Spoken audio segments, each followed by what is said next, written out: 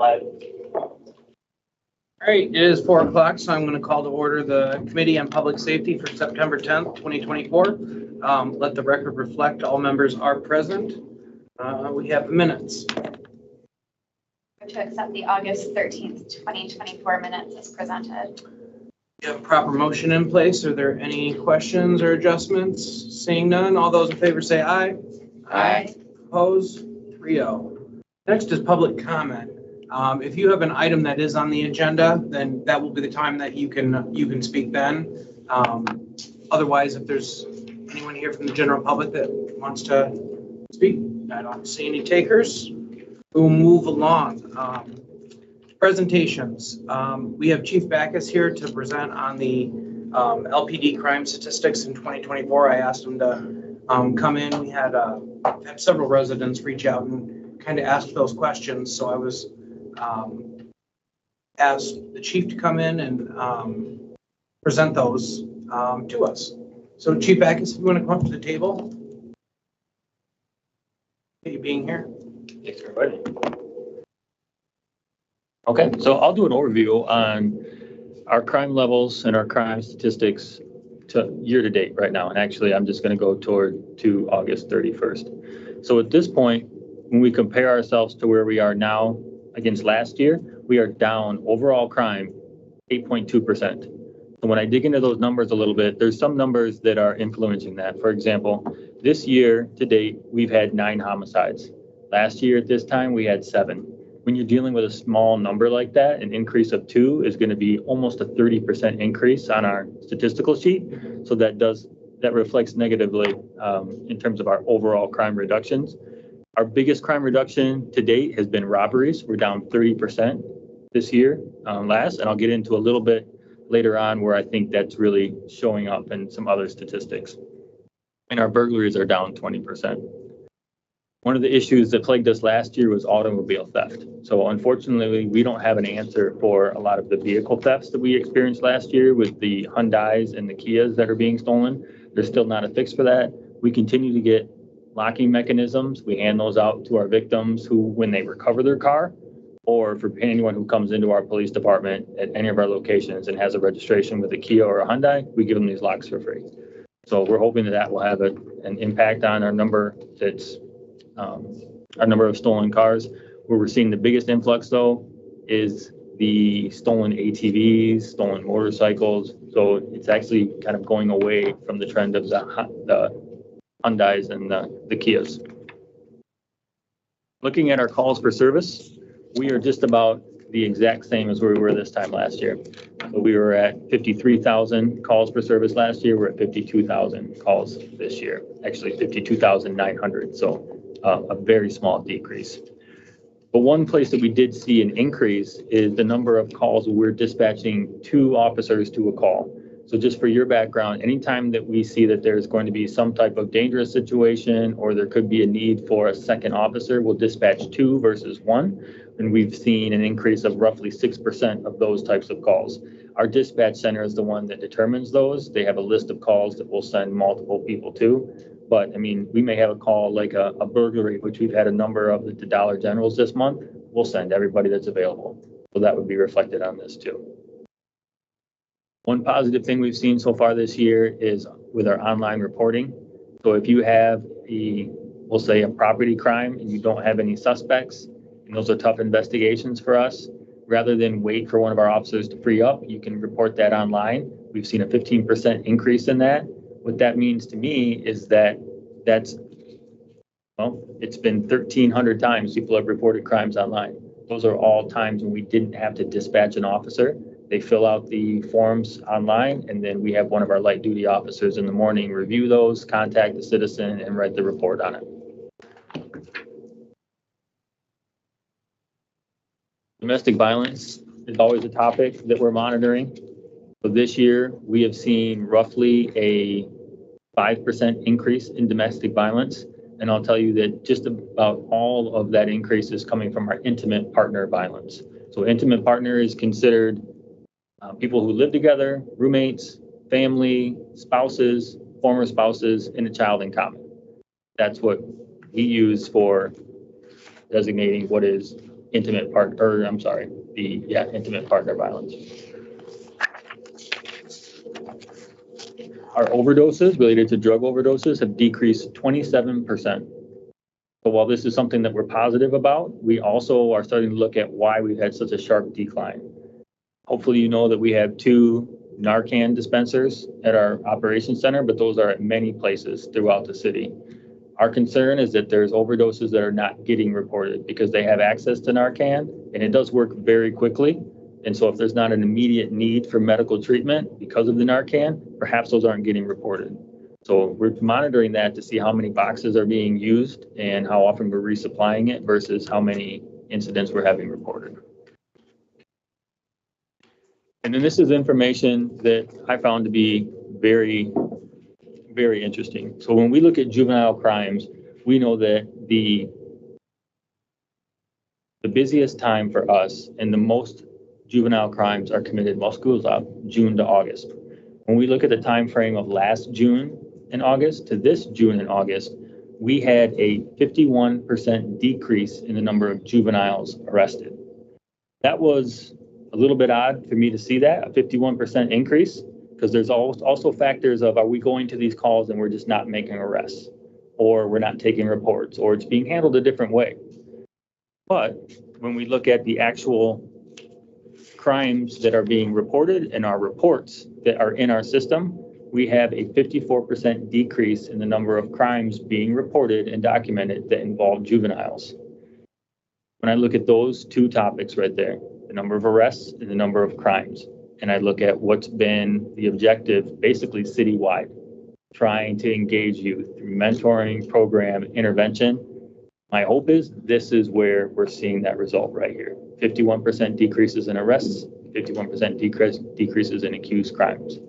This is something that we're going to monitor closely because at the end of the year, if these trends hold true, this will be a very positive story for us to release to the community. I think that's my summary at this point. Do you have any questions?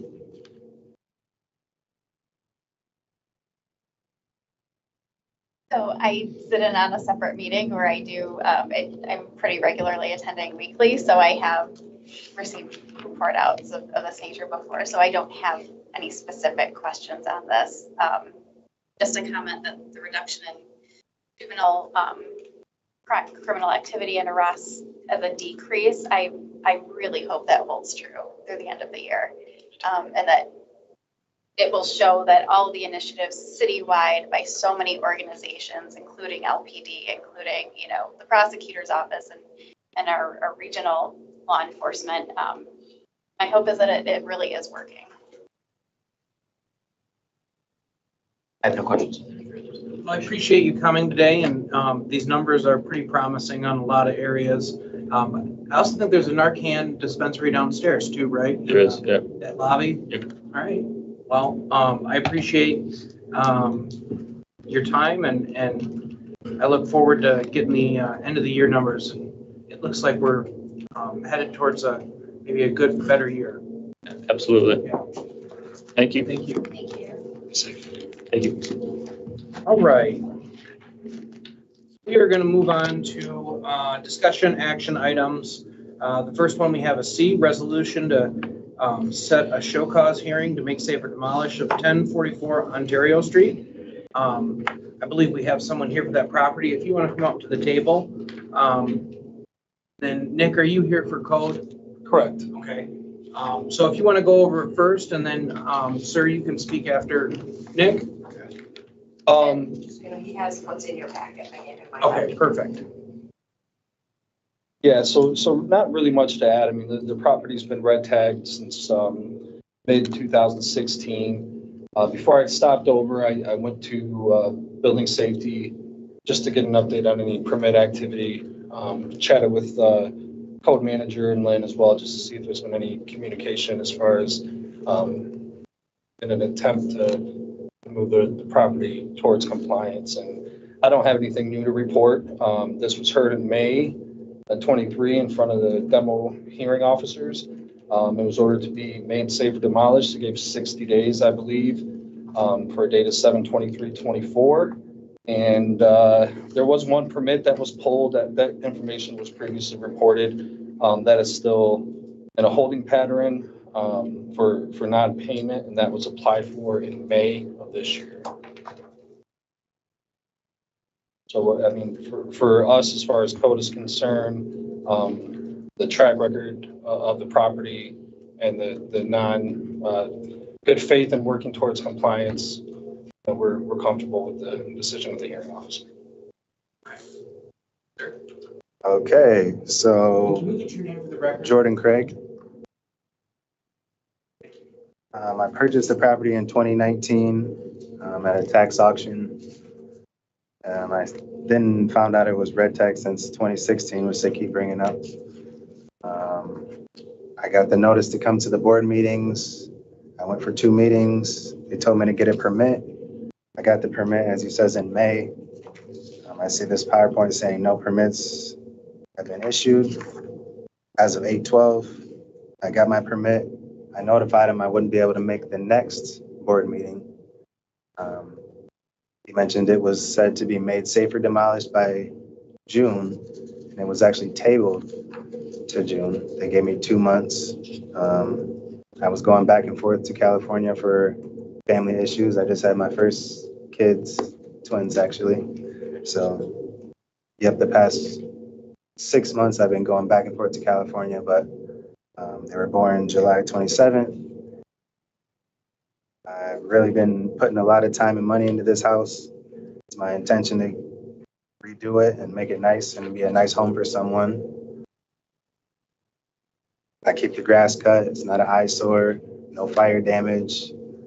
Paying $150 red tag fee every month. I pay my taxes. And there is good faith that I will get the property ready to go. It's not completely finished. It's in no way unsafe. It's in no way in need of demolition. Even if you look at the infractions here on my inspection, they're minor things, a water heater. We are redoing the bathroom and the kitchen, siding, paint. There's nothing unsafe about the house. And so I should probably clarify, he did apply for a permit.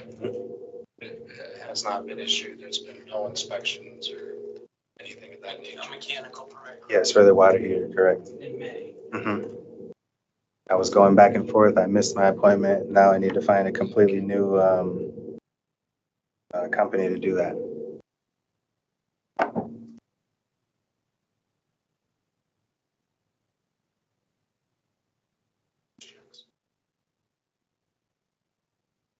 When I bought the property, it was never mentioned that I would have a timeline. I don't know where the timeline comes from. It just randomly went to the demolition board for some reason. So a lot of that has to do with state statute, the demolition process. And then the process that plays out at the demolition board is by state statute. So that's how you've kind of ended up from point A to B, now here to C. Unfortunately, it looks like there's work being done in this house and you don't have any permits pulled, which is concerning. Because I see drywall material, some new PEX plumbing, things like that. We haven't done any plumbing. I have some updated pictures. Those weren't very good pictures that were taken. The drywall material was on the list, so we decided to move that. We removed the drywall that was put up. We removed the paneling. Now it's back to what it originally was, which is a plaster, and we're just going to skim coat that and go from there. Because I was notified that any updates to drywall would need a building permit.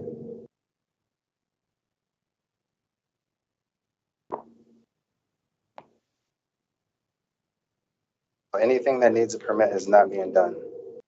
There's no updated electrical, there's no updated plumbing. I tried to pull a permit for the water heater, then I was gonna go to the furnace next. And the family issues, I wasn't able to make the scheduled appointment for that, so I'm gonna have to redo that. And again, I can't dedicate my full time to this because I do have a new family. I do have other things to take care of. I don't have a blank checkbook. So, yeah.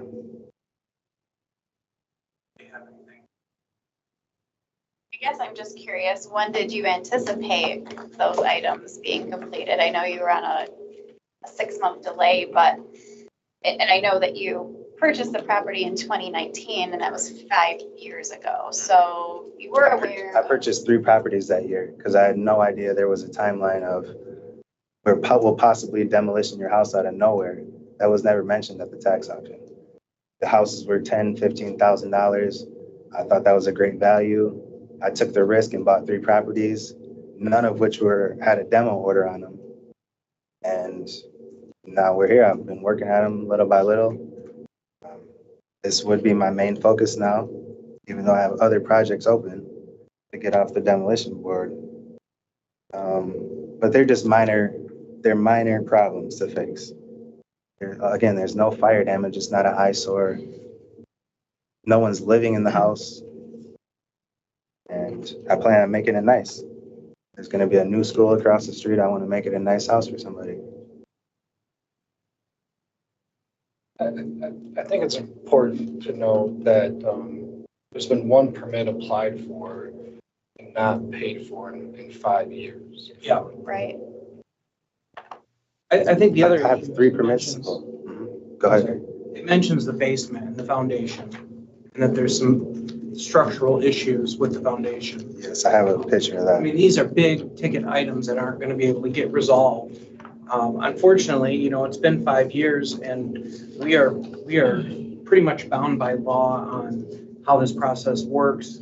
And when the recommendation comes from the demo board and from our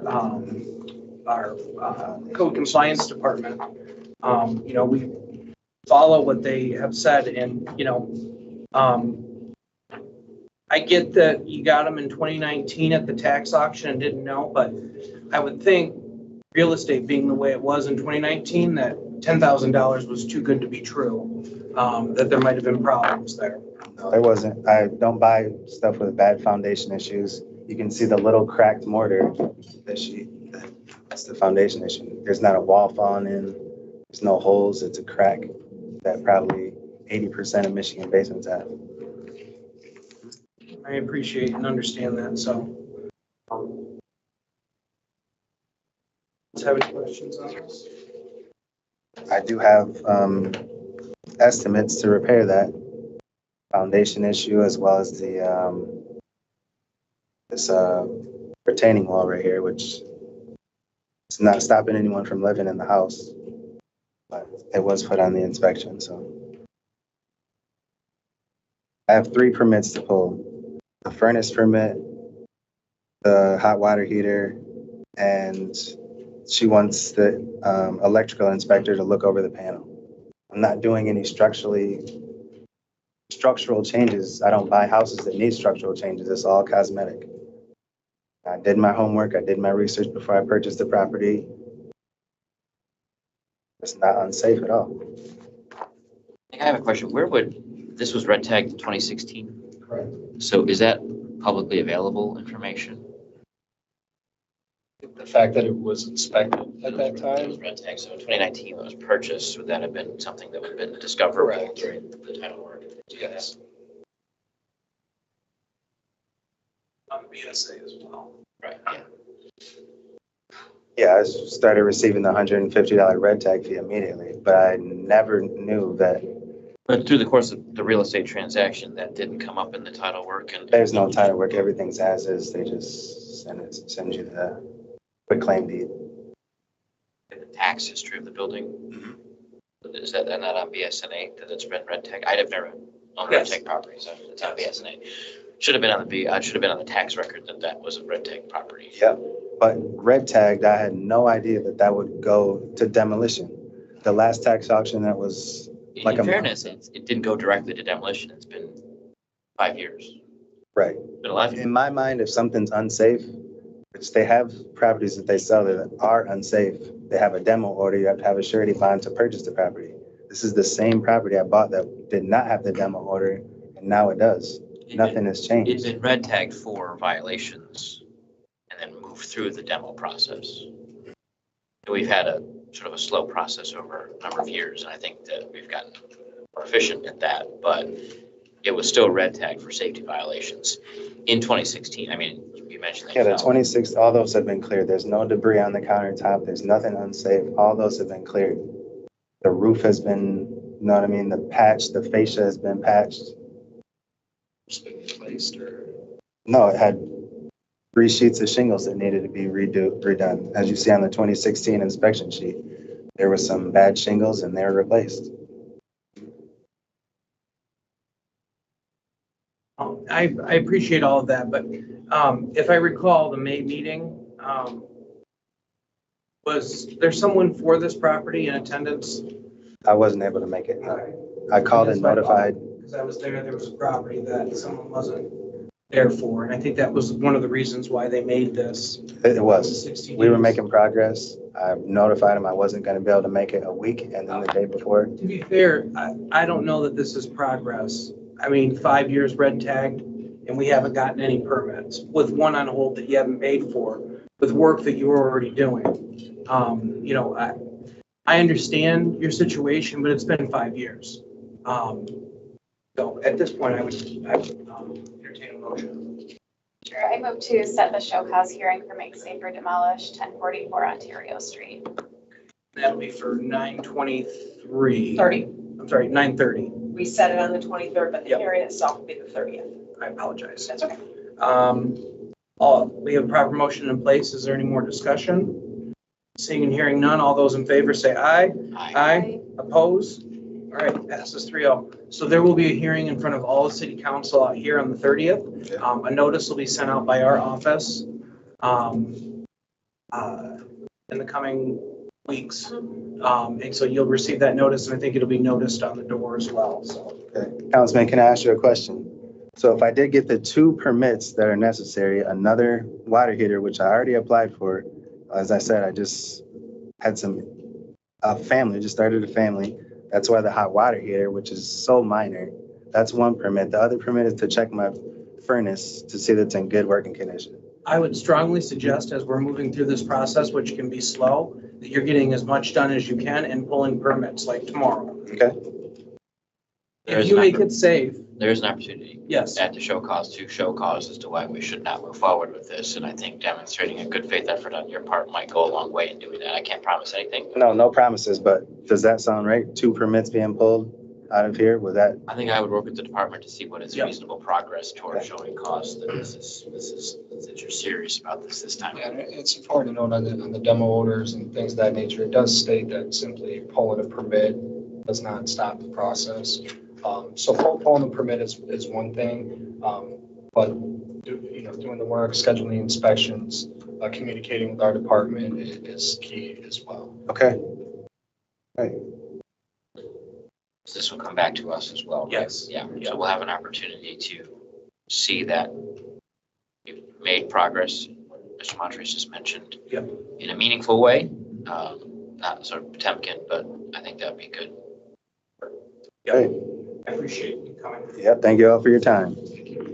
All right, we're going to move on to item D, discussion for budget priorities for fiscal year 25-26. What we have here is a draft of 20, I think this was the ones we did last year. Thank you. Yeah, thanks. Congratulations on Thank the you. family. So last year we decided to go with 4. I know that we put money into, I know that we didn't do, we did not have a zoning person. We put money into code compliance, I think, for an additional premise inspector. I'm not sure actually that any of these were met. So I guess I'm going to open it up to, what you both feel should be budget priorities for public safety. So in reviewing these, I mean, I think that these priorities are very much in line with work that this committee does, specifically the portable speed bumps and the LFT apprenticeship intern program. So those are 2 items that I would support including in this next budget priority list. So maybe perhaps 2 and 3 should be 1 and 2. Yeah. I can't tell you how many hours I spend on the phone about speeding. And, you know, one of the things I constantly hear are speed bumps. And they're expensive and we have issues with ambulances, things like that. I really think that temporary speed bumps would be a game changer to be able to slow traffic down in different areas. And those ones with the spikes that pop the tires or? We're not gonna go that far yet. I mean, we That could try it. escalated We could do quickly. we could do a pilot over near you. I would, I'd be fine with that.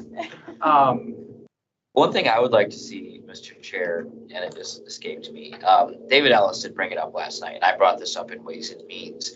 We are going through the process of reevaluating our non-motorized infrastructure, and I think using those dollars to really emphasize pedestrian safety in the development plan. So using those dollars, got $100,000 to do it, have the plan done in this budget with emphasis on pedestrian safety.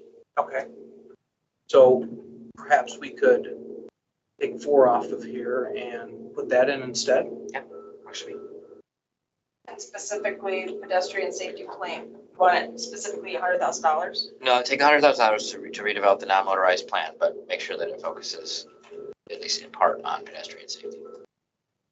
Walking is a form of non-motorized transportation. Even identified funding.